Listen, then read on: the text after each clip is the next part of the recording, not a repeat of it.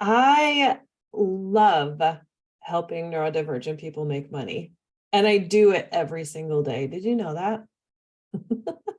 Time and time again, my clients, I am helping them make more money. So this is the thing. We have these beautiful, brilliant minds, and oftentimes we will have one thought that leads to 10 more thoughts that never finishes the first thought. So what happens is we will have a project, or we'll have a goal, or we will have something that we need to do or want to do, and something holds us back. Now, that something could be fear, and fear of what if it doesn't go right, fear of what if I'm over my head, fear of what if I don't have the right tools to do this said thing. Another thing that happens quite often is people will have a project to do, and the idea of doing it feels overwhelming, or they'll have that project to do and it'll keep being put on the list of things to do and never actually get done. So what I like to do with my clients is break it down, take the project, figure out how many pieces of the project need to be done. For instance, when I get something put out into the world, I need to research it, then I write about it, and then I create it.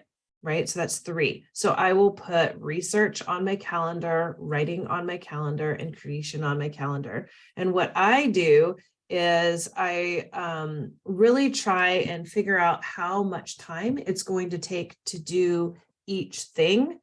And what that does is it helps me hold myself accountable, right? I also really like to go with the flow of when I'm on and when I'm off. Now, this is not for a neurotypical person, because a neurodivergent person really has times where they are on. And when you're on and that creative juice is flowing, I say use it. It is so fascinating to me when a neurodivergent person is able to really be on. They are really able to produce at such an efficient, high level, and just pound out that work. So if you're in that zone and you are able to pound out more work than you would on an off day, I say take and borrow some of the off day to put onto the on day, right? That doesn't mean go into burnout and overload. Still take care of yourself. By all means, take care of yourself. But what I am saying is there is kind of a flow. Imagine a river going down, or a creek going down, and there are times where you're going to hit the rocks and the boulders and you kind of need to veer around, right? So when you're on, be on. And it's okay to use all of the creative magic to really get things done, but prepare yourself before.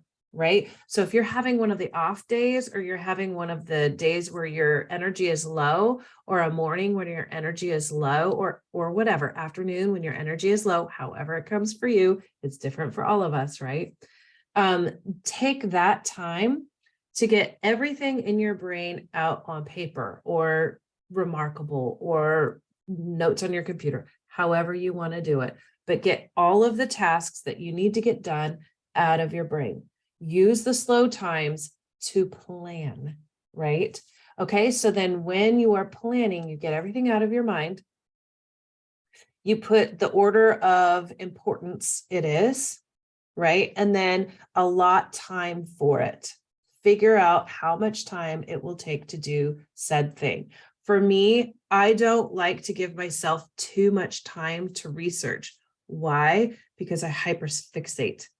I can say I want to research and I will hyperfixate on the research, and it could be days lost and I'm still researching and I haven't written or produced anything, right? So I know that I'm going to give myself an hour, or I'm going to give myself 2 hours to research. Then writing. It depends on what your neurodiversity is. For some people, writing is harder. Some people it's easier. For me, it's torture. The dyslexic, dysgraphic mind of mine, it just is more challenging.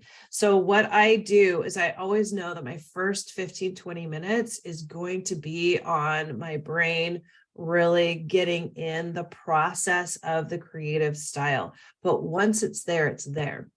And then I always know that my writing time, I need a little bit more time to do, simply because it's so hard for me to get all of this brilliance out there. And then talking, right?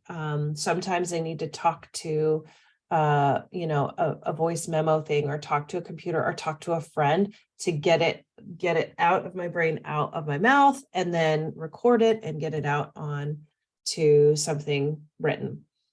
And then creation, really taking all of my notes and all of my knowledge and creating it, right? So that usually doesn't take as much time, because once I have it out of my head, I'm able to create with it. So it really depends on your neurodiversity, depends on the project that you have going on or the goal that you have going on. But I really find that my greatest gift is helping people really attract money to them and set the correct type of goals for them to be able to make money as quickly as possible. And it's happening time and time again. So if you want help with this, if you want to be more efficient, if you want to set systems in place to help you, reach out to me. I'd love to help you. Put yourself on my schedule, comment, share, like, subscribe. Talk to you later.